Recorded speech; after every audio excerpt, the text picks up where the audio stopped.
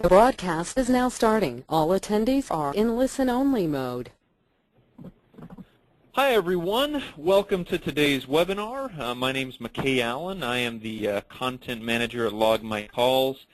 We're a call tracking and call recording solution. We work with a lot of marketers across a lot of different spaces. We're really excited you've joined us for today's webinar. We have these marketing webinars about once a week. And today we've got kind of a different format. Usually we just have somebody do a presentation and then we have some Q&A. Today we've got a couple of mini presentations and really sort of a panel on various marketing discussions. So the title of today's webinar is the 5 biggest marketing mistakes that businesses make. And we have an expert panel, a panel of experts from Generations Beyond, a full-service marketing firm based in on Long Island, if I'm correct, Jesse. Is that right? Yes, sir. Awesome. And they do an incredible job of branding, of design, of all aspects of online marketing. I thought this screen you're seeing right now on the screen, the email they sent out was fantastic with a lot of face palming happening. So hopefully they can teach us how to avoid these face palms. So in terms of participation, just write questions into the question bar on your GoToWebinar screen. During the middle of the presentation, we can ask those, or at the conclusion, whatever fits best. And I believe they're going to run through a couple of short slide presentations, and then we're just going to jump right into the questions. And again, if you have them throughout, please ask. The one question we always get is, will this webinar be recorded? It is being recorded, and it will be available on logmycalls.com shortly after the webinar concludes. So with that, I want to turn the time over to Jesse and his team to unleash their wisdom upon us. So, gentlemen, go ahead. All right. Thank you very much, McKay. Hey, everybody. This is Jesse from Generations Beyond. I'm the founder of the company and currently work kind of as a marketing director. So my strengths are, mainly interfacing with the client. We work with a lot of small businesses. Probably about 75% of our clients are small businesses. Kind of like us. We're all out there trying to make a dollar. We have limited marketing budgets. We want to make sure ourselves included, put that money where we're going to get the most return on investment. So I'm out there trying to guide the clients. Everyone kind of has their own ideas, as I'll explain very shortly. And just making sure the dollars go in the right area and making sure those dollars are looked at correctly as far as philosophy goes and long-run planning on how to get a proper return on your investment. So I kind of brought a diversified team here. So I'm going to talk more on the marketing side. We have Brendan, our creative director, who is going to talk about branding and some common mistakes that businesses make as far as that goes. And then we have our resident genius coder, who knows everything there is to know about back-end stuff and SEO and how stuff you probably may not even have ever thought about that can affect your SEO, which is eventually going to affect how many visitors you get and ultimately affect how many phone calls and dollars go in your pocket. So what I'm going to do is kick off with probably my biggest question, the biggest mistake that I see get made on a marketing level to many sized businesses, particularly small businesses. But it's no question the hot topic of the day is social media. Everyone's hot to trot on social media. Everyone's got to have it. It's perceived as this free marketing that everyone wants to get in on. Their competitors are in on it. Oprah's talking about it. If I don't have it, I can't sleep at night. So the main thing, rather than going into the nuts and bolts of how to sign up for Facebook and best practices of how to post and what to post, which has been covered ad nauseum, I kind of like to take it up a level. A lot of people think about social media marketing the same way they think about other types of marketing, kind of like a tennis match. They have a very linear thought process of how their social media is handled. And I liken it to a tennis match because in tennis you serve up a ball, you shoot it out there, and you hope you expect to get something back.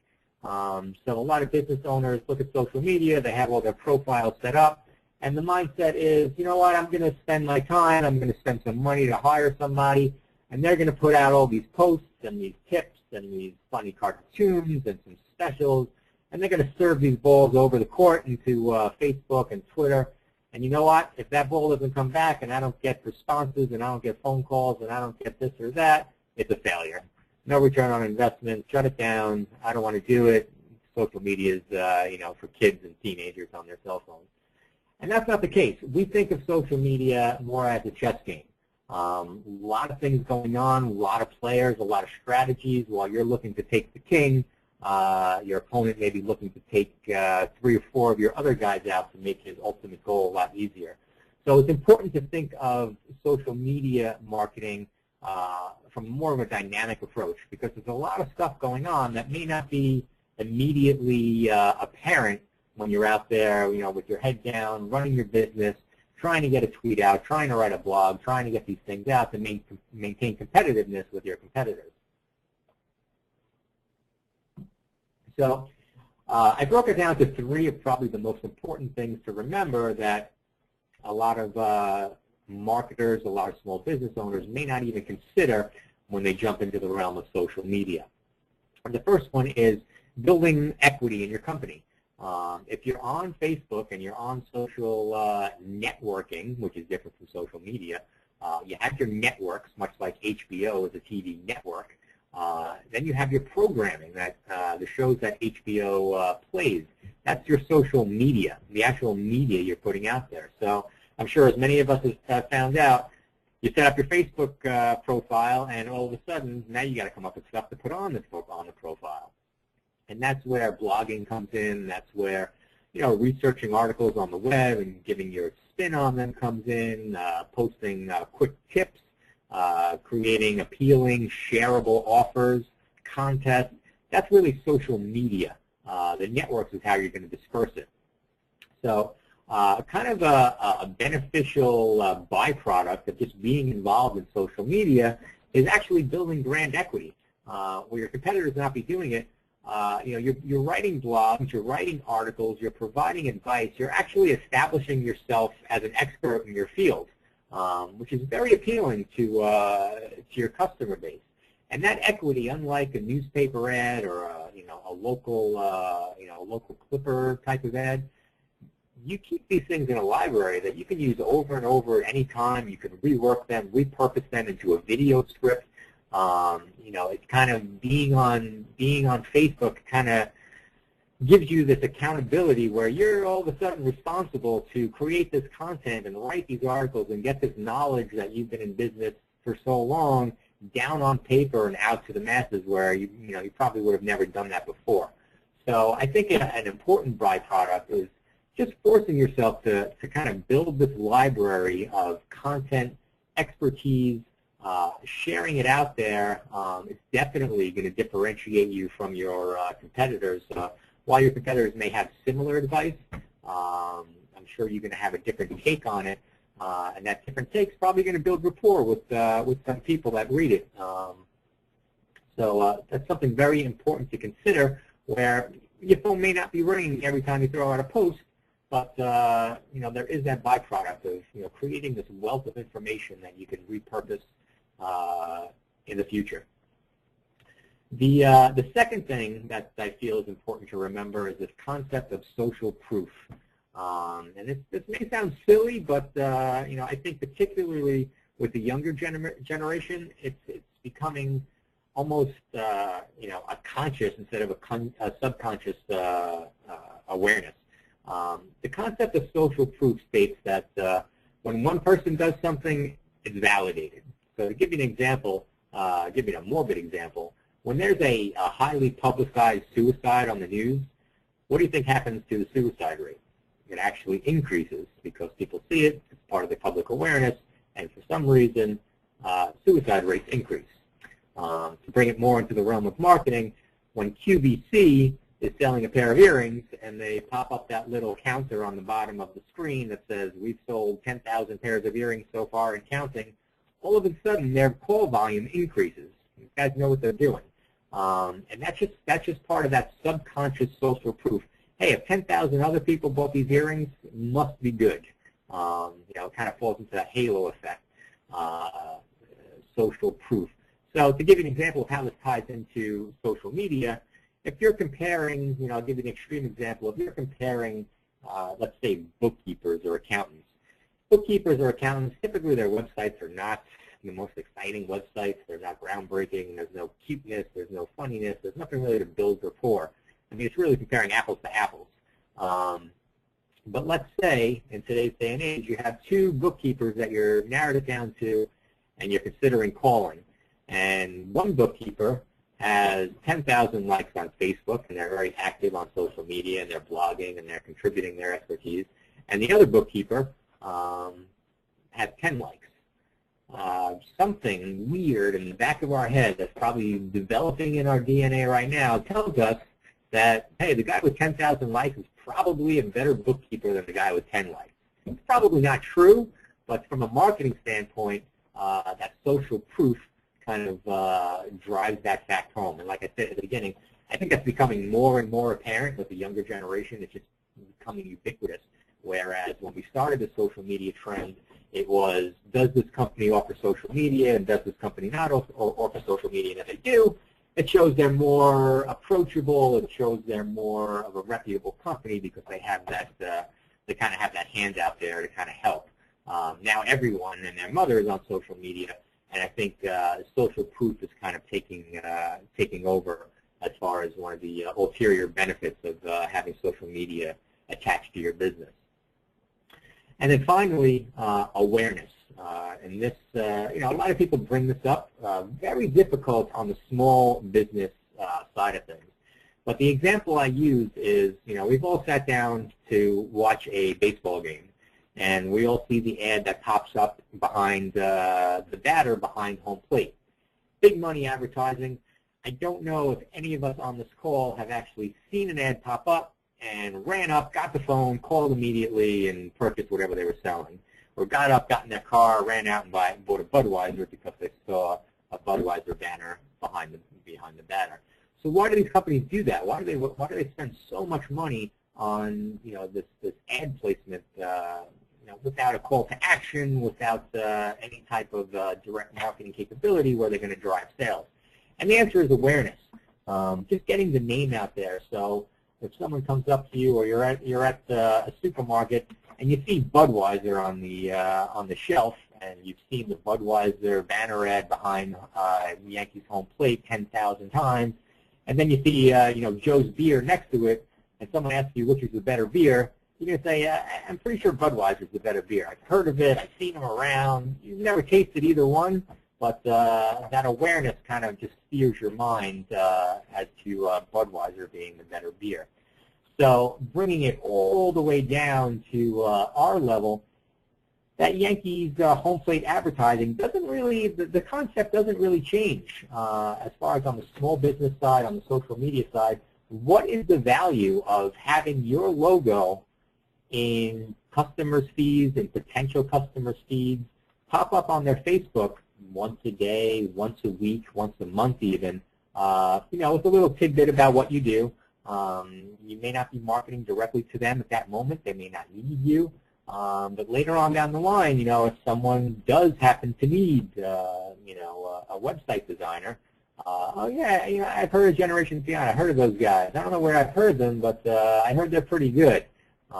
It's just that awareness. Your name is out there, and when you're comparing apples to apples, a guy that has a bit of awareness and a guy that's nowhere to be found and no one's ever heard of, he may be better, but the fact that you have that name brand, you have that awareness, is going to kind of lean people towards choosing your company. So you may not be getting immediate return on investment, but I think that awareness and getting that consistent brand out there on a regular basis is almost priceless, particularly on social media where the investment is particularly low. So with the topic of awareness, unless anybody, McKay or anyone has any questions, I'll pop it over to our creative director, Brendan, and he can kind of take the ball from there on how branding and awareness can lead to possible mistakes. Is that okay with you, McKay? Yeah, let me ask you one question, Jesse, if I can. So you mentioned the concept, and you mentioned this a moment ago, but it was in terms of the counter on the bottom of the screen. If you're like on QVC or whatever, you mentioned that sort of offhand. How much does that whole concept of creating scarcity or creating that urgency play into what you're talking about? How important is that? Well, I think it's kind of the opposite. Instead of creating scarcity, you want to show the validity. So, if someone, you have on the bottom of your website, hey, this page has 10,000 followers on Facebook or 20,000 Twitter followers, you kind of look twice and go, these guys are doing something right. And again, it seems kind of silly because it's more of on a subconscious level. But, when comparing apples to apples, when one guy has 10,000 likes on Facebook and a very similar service is either not on Facebook or has, 200 likes, I think in the back of our minds, especially as it becomes more and more intrinsic in our daily lives, we're going to lean towards the guy that's doing something right on Facebook. Either those are 10,000 testimonials, it could be 10,000 people, complaining about his services on a public forum. But I think at that initial face value, seeing that social proof is going to increase increase conversions. Makes perfect sense. Awesome. Go ahead. Sorry to interrupt, guys. Okay. So if there's no other comments or questions on social media, I'll bounce it over to Brendan, our creative director, and he'll go over some typical mistakes relating to branding and awareness. Hey everybody, this is Brendan. I'm the creative director at Generations Beyond, and as Jesse prefaced, I'm going to show you a couple things about branding and how it relates to your website and your social media and stuff. Real quick, I'm just going to kick out. We're going to look at some slides that I actually created for another presentation similar that I think directly applies here. Yeah, and we'll put a little marketing spin on our unpreparedness. Yeah. I don't know if McKay cares, but we were initially supposed to do a roundtable, and then McKay kindly let us know that, hey, we are the roundtable. So as opposed to looking at this as us being unprepared, it's actually Generations Beyond coming to the rescue, and times are tough, and pulling everything together at the last moment. That's exactly right. You guys are like superheroes. You guys are like, that's what you are. You guys are like superheroes, just saving the day. What happened? We were going to do 5 mistakes, and now all of a sudden there's like 4 or 5 that I'm going to do alone. So you're getting a few bonus ones here. But the biggest one that I want to talk about is inconsistent branding. You've probably heard that phrase before, and basically what it means is that your brand, and I'll discuss what a brand really is in a moment, but it basically means that your brand is not thorough, or it seems incomplete in certain areas of your digital presence. And your digital presence is made up of your website and your Facebook page and your Twitter page and whatever, wherever else you are on the internet, wherever else you're marketing on the internet. And your branding kind of has to be consistent across all of those things.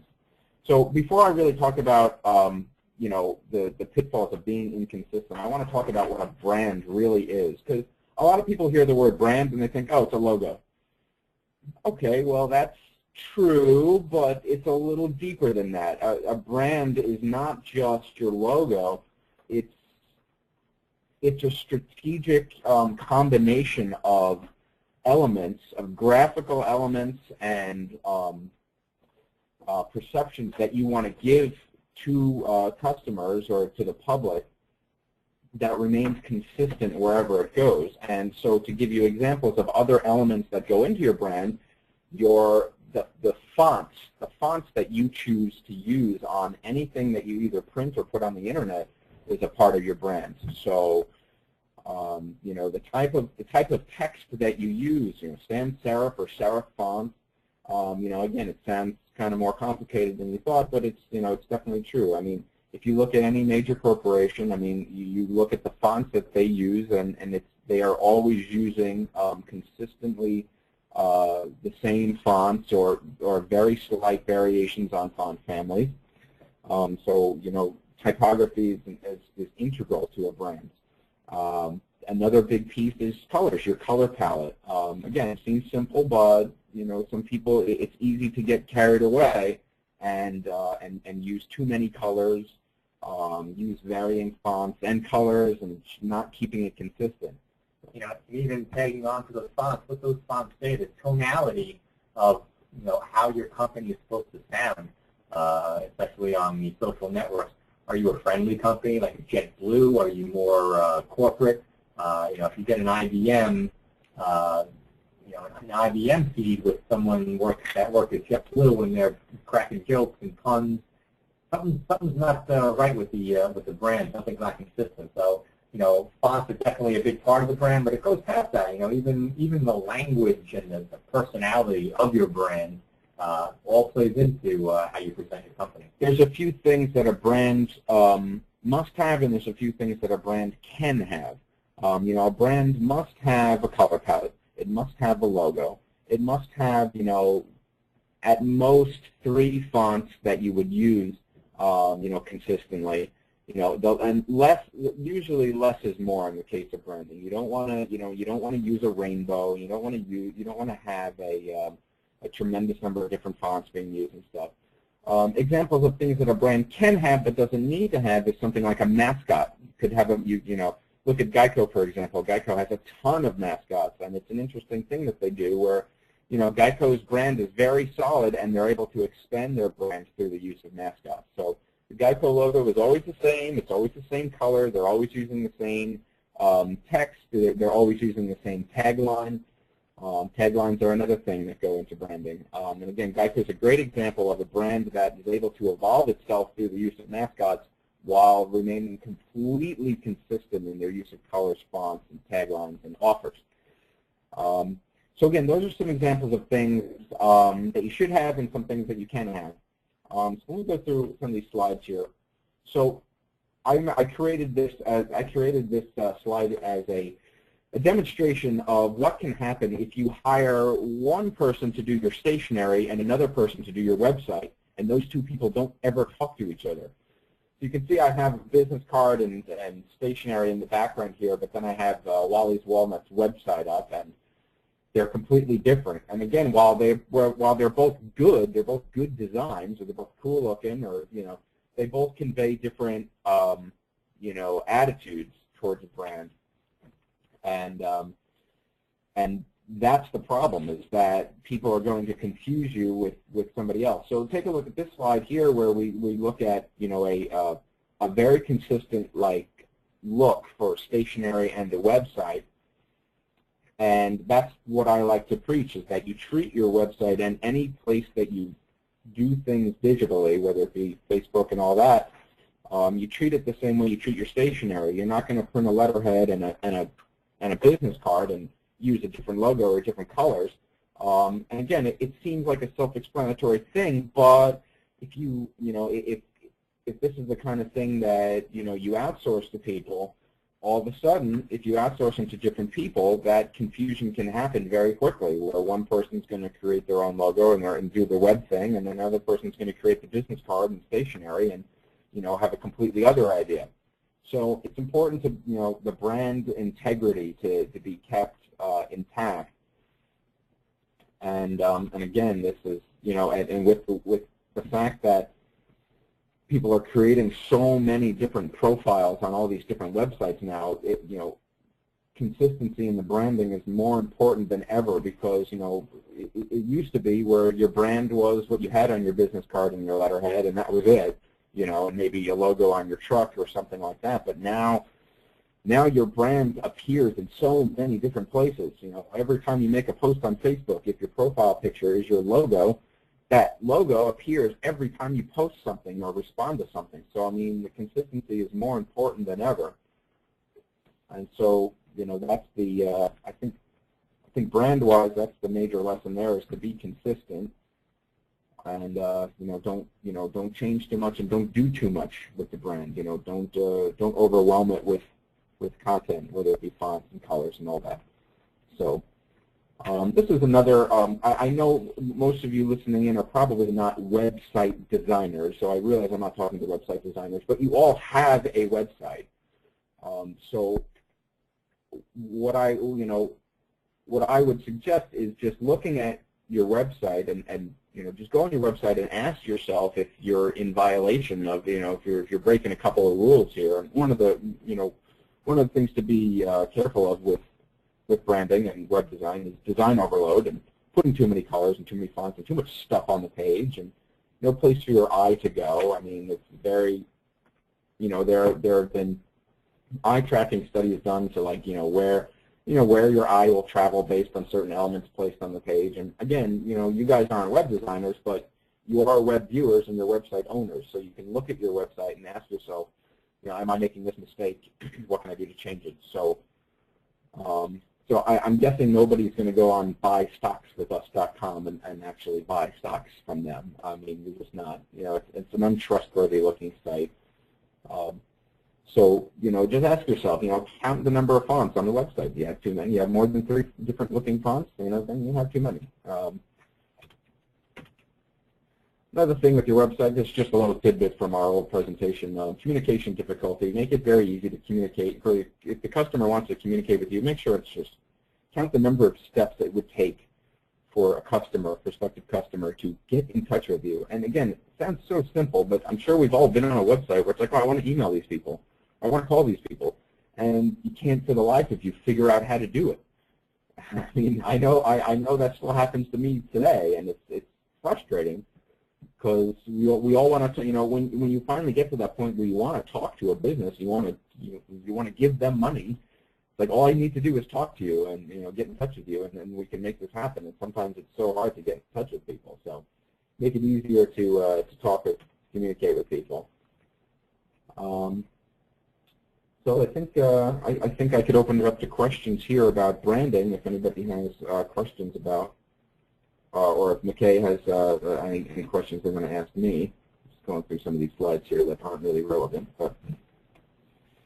How frequently do you guys see this inconsistent branding problem? I mean, where people will have maybe one whole color scheme on their site and then their collateral is a different, color or font. I mean, is that a common problem you guys run into? What tends to happen is a client will come in with their marketing materials from like the last decade or the last 2 decades.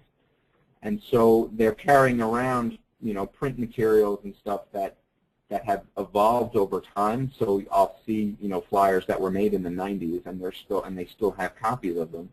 And I'll see flyers that were made last week, and they're just in that span of 10 years, printing up different flyers and stuff. Inconsistency develops itself that way. So. That's something that happens fairly frequently. Is that it has to be if you're going to update your branding, you got to do it thoroughly. I could jump in with some of my personal pet peeves. Number one, not to bash the company, but constant contact. Constant contact gives everybody these great templates to create their own beautiful emails. And you get your spot for your logo, and occasionally you get that logo crunched, and you can't choose the fonts that are in the email and the colors. You're kind of cramming your brand into an existing template. Another one of my favorite things is when someone creates their own letterhead in Microsoft Word, which is not the easiest piece of software to use, and you cram that logo and you distort it, and eventually it doesn't even look like your logo. And just to kind of drive home the importance of just having that logo and hitting people in the face over and over. There's the concept of highway hypnosis where you hop in your car that you've done every day, and you drive to work the same way you've done every 10 years. And by the time you get to work, you don't remember getting in the car or what you passed or who else is on the road.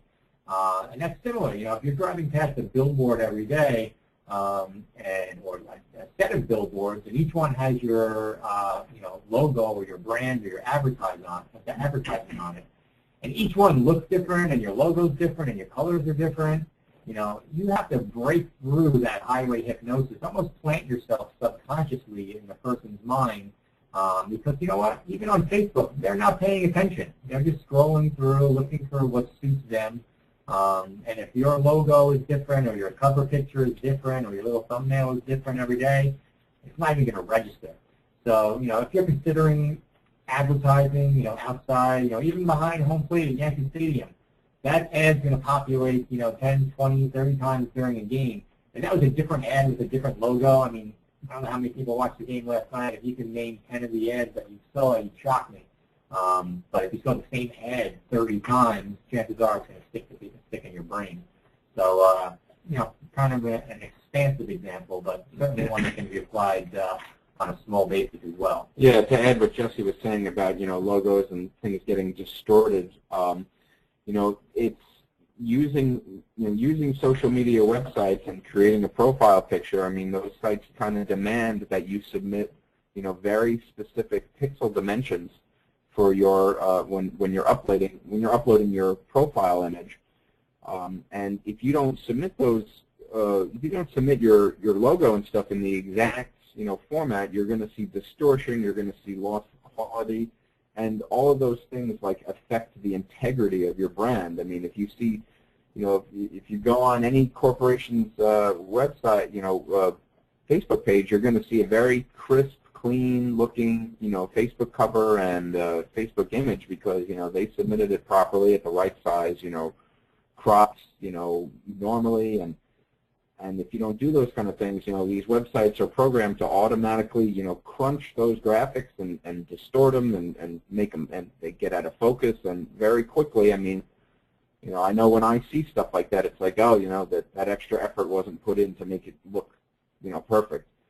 And it may not deter some people, but it affects the integrity of your brand. And again, since it's not a tremendous amount of more effort to just make the brand super crisp and clean across all platforms, you might as well do it.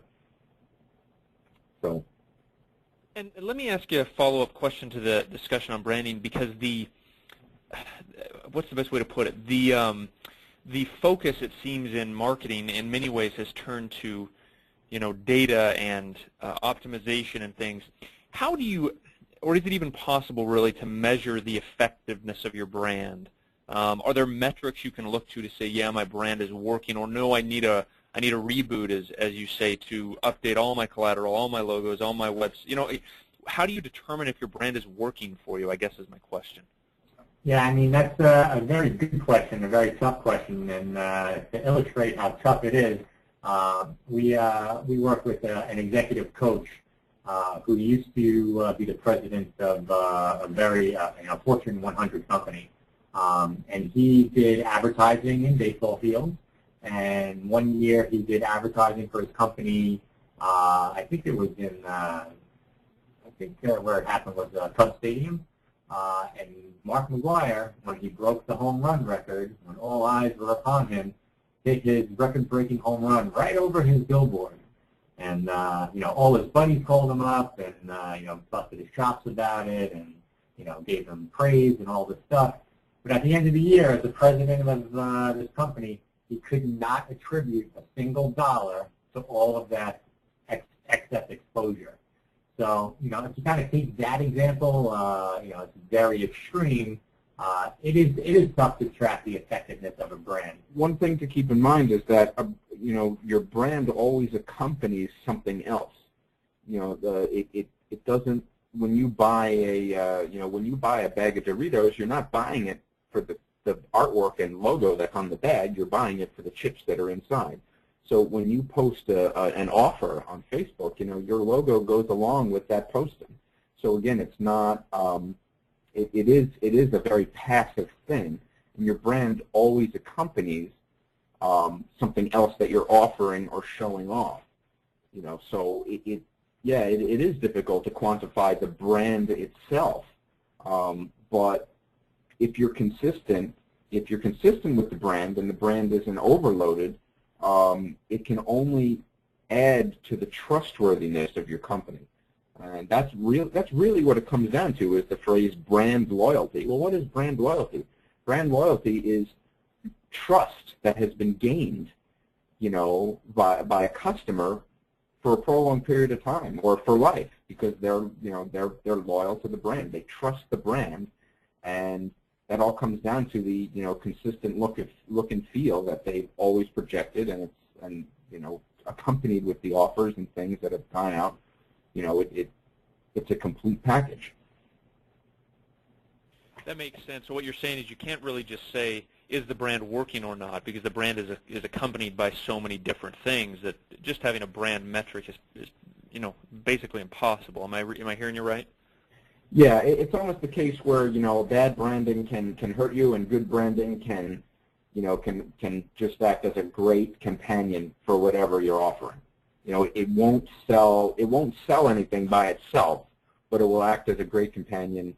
It'll act as a way for people to recognize you in the future, and establish brand loyalty. That's really what branding is about. Makes perfect sense. Awesome. Good. Those are good questions. We're getting a few questions now coming in from people, and I appreciate you guys taking the time to answer them. So, yeah, keep on going, gentlemen. Okay. I'm going to hand it off to Anthony, our lead programmer. He's going to talk about SEO, search engine optimization, and a couple of other things, more technical things about your website. So I'm going to introduce Anthony now. Hi everyone, I'm Anthony. I'm the programmer here, and my section of this webinar is probably going to put you to sleep. But I'm going to do my best not to bore you with all of this techie stuff that you never think of, regardless of if you're in the web design field or not.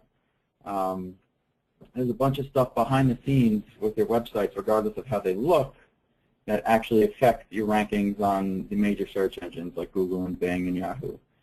So I would say any site that is within 2 to 3 years old probably has outdated programming behind it, and old websites usually mean old code, because with the rapidly evolving technologies and the new languages and techniques that come out literally every month, Google learned to keep up with that, and they base your rankings depending on how well you keep up with the current technologies and techniques as well.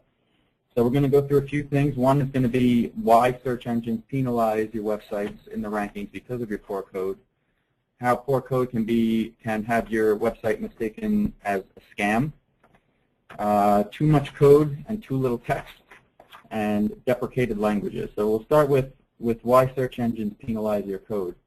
So because your poor code means your website may not display correctly for some users.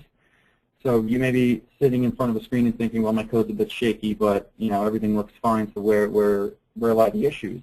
Well, the issues lie in the fact that you're probably using one browser and one screen size, while today's users are viewing the internet through a much wider variety of means. So there are about 20 main browsers on the market, with the most popular being Internet Explorer, Firefox, Chrome, Opera, Safari. And we all know within Internet Explorer, it's got 7 or 8 versions that are still running on everyone's computer now. And then you have all of your mobile browsers, your iPhone, your iPad, your Google, your Droids, your Safari, your Opera Minis, so which all render your website differently. So once you've got your browser sorted, then there's screen sizes and resolutions you have to worry about. So resolutions such as 1250 by 750, which there are about 250 of so and growing. And it's incredible how many people, believe their website is finished, on their desktop, and then they have a friend open it on a laptop and it reveals just chaos. So all things being equal, the search engine will show a well-coded website before a poorly coded one in the search results. And there's a few things that either you or your developers could do to prevent this, and the biggest one that there is that no developer ever wants to hear, especially myself, is to use the online validators that W3C provides. So there's your HTML and your CSS validators, which will scan your code and tell you, what's wrong and what's not wrong, which isn't all the time what your developer wants to do, and I can agree with that, but it's what the search engine wants to see.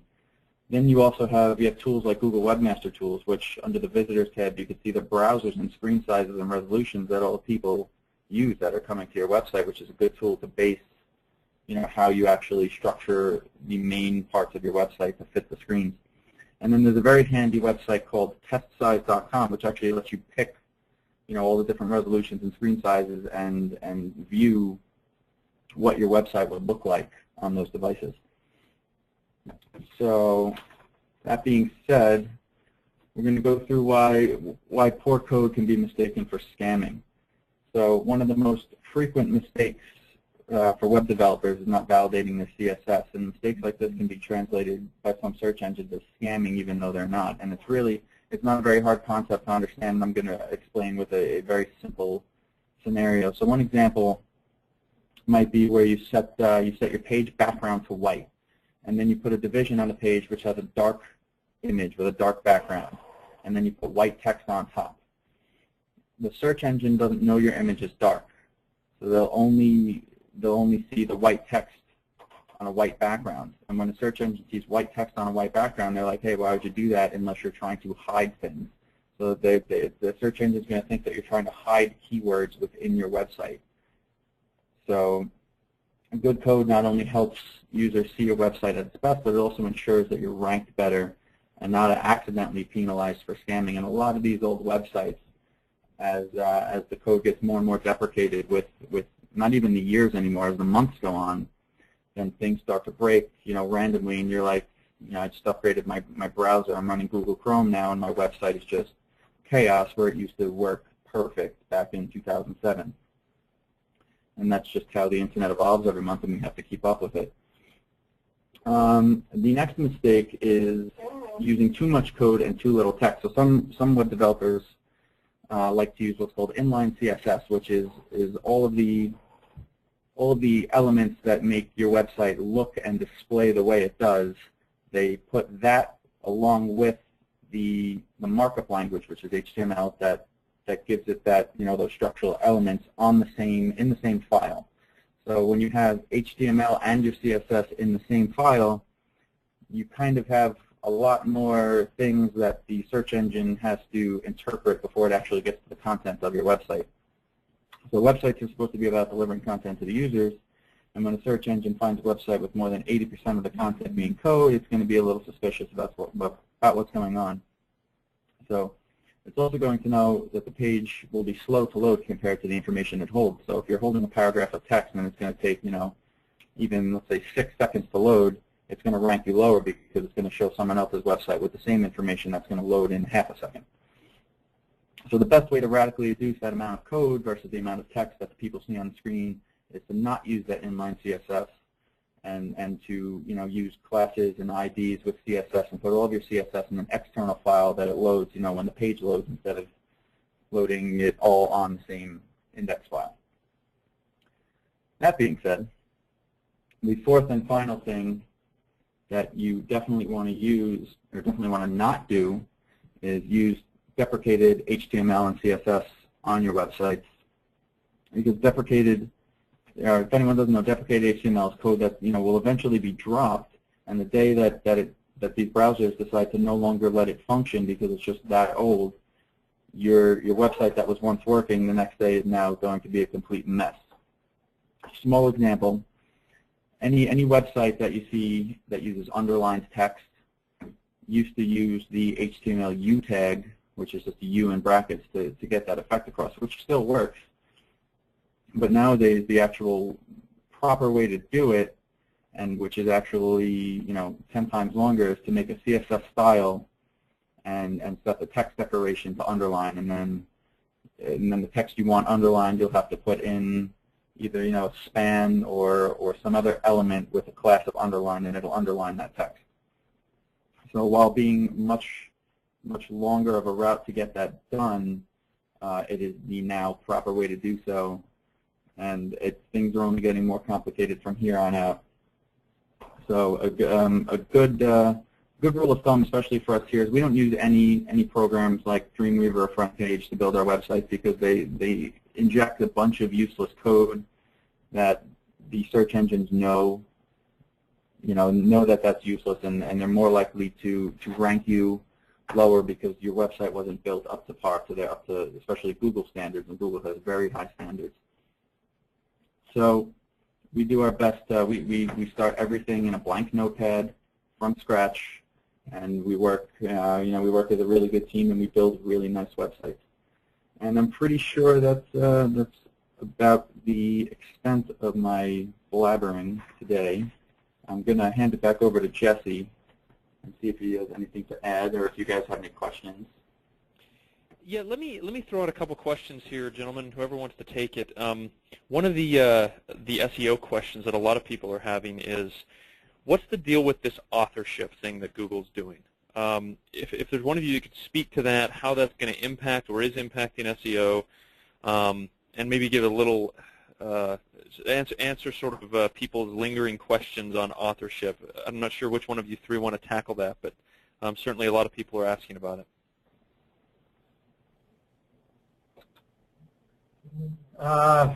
You're speaking specifically to Google's attempt to make Google Plus work? If that's what you want to call it, then yeah, I think I am.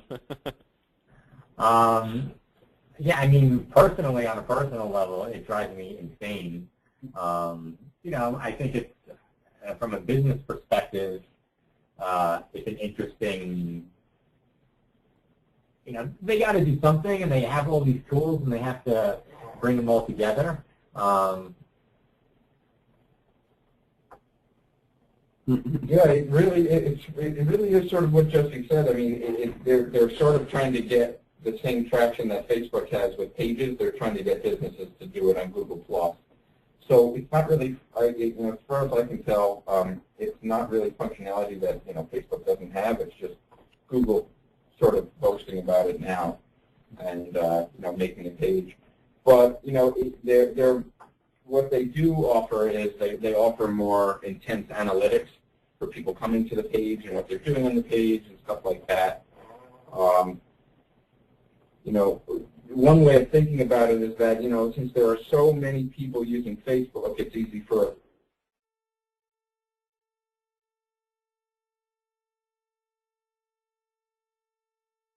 Facebook and using Facebook and making pages for their Facebook account, that if you went ahead and made one on Google Plus, you would actually stand out to the people who are actually using Google Plus. It's like, oh wow, look, somebody has their business page finally up on Google Plus now. It's about time or whatever. I think with great power comes great responsibility, and Google has this amazing power to kind of bring everything together. But honestly, I haven't seen anything that really lends to user experience. That +1 thing with the showing up in search results, it's incredibly powerful, but I just haven't seen it impact my daily life. Integrating everything with YouTube, and they're finally deciding what they're doing with Google Maps versus Google Places versus Google Local, now it's Google Plus. I mean, for guys like us, it's incredibly confusing and frustrating, and honestly, I haven't seen any increase in usability, functionality, user experience. So I think it's just another thing to kind of go through, wait and see if it actually brings anything to the table that people are going to latch onto. If you're the type that has to have the latest and greatest, there's a double-edged sword where one of the biggest mistakes that I'm surprised we didn't mention yet is creating a profile on a website and then abandoning it and leaving it and not updating it at all. I mean, if you create a Facebook page and you never post on it, and people start looking for you and they find that page and they see nothing's there, that abandoned Facebook page has done more damage than it would have if you had just not made a Facebook page to begin with. And so that's where I would kind of, this is a new thing that Google is doing. So, it falls under the category where it's like, okay, well, since it's so new, there's no guarantee that it's going to do anything for you. So if you're going to do it, if you're going to make a profile and use it, you got to, you have to really use it. Because all of a sudden, if you put a profile on this new feature that Google is offering and you don't use it, and people see it and it's abandoned, that's damaging to the brand.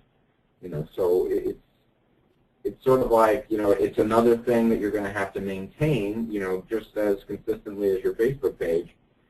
And if you don't maintain one or both or any of them, you're doing more damage than you would if you had just not used those sites in the first place.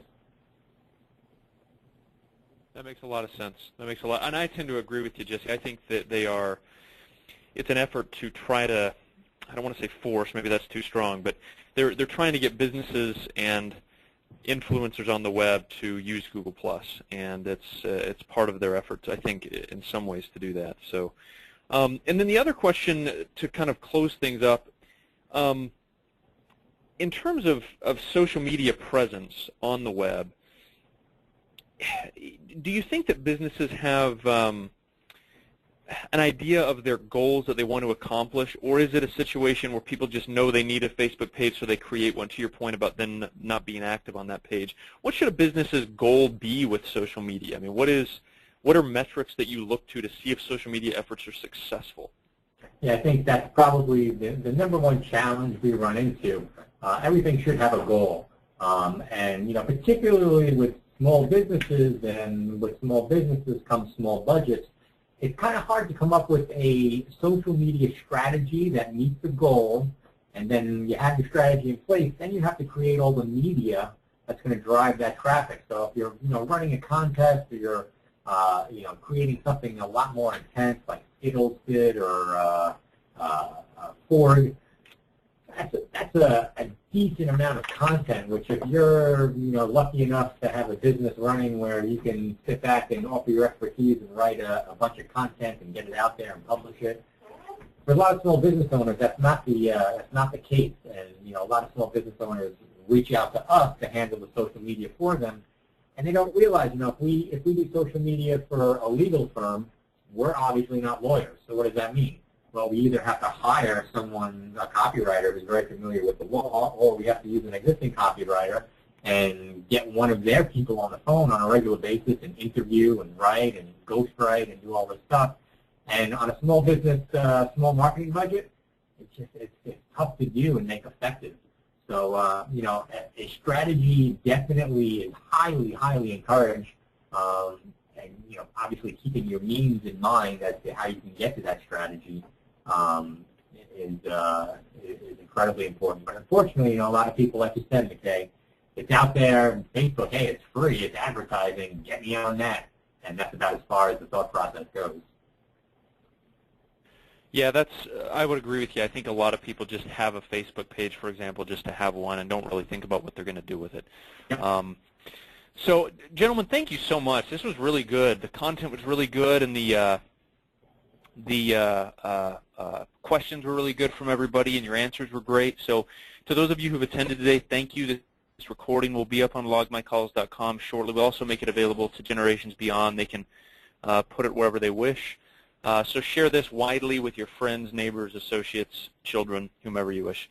As to the guys from Generations Beyond, thank you very much. These guys do a wonderful job. We've got clients that work with them, and they have nothing but really good things to say about their work and about the ease with which they're able to work with them. So they're good guys, and they do a good job. So any last words, gentlemen, on your end?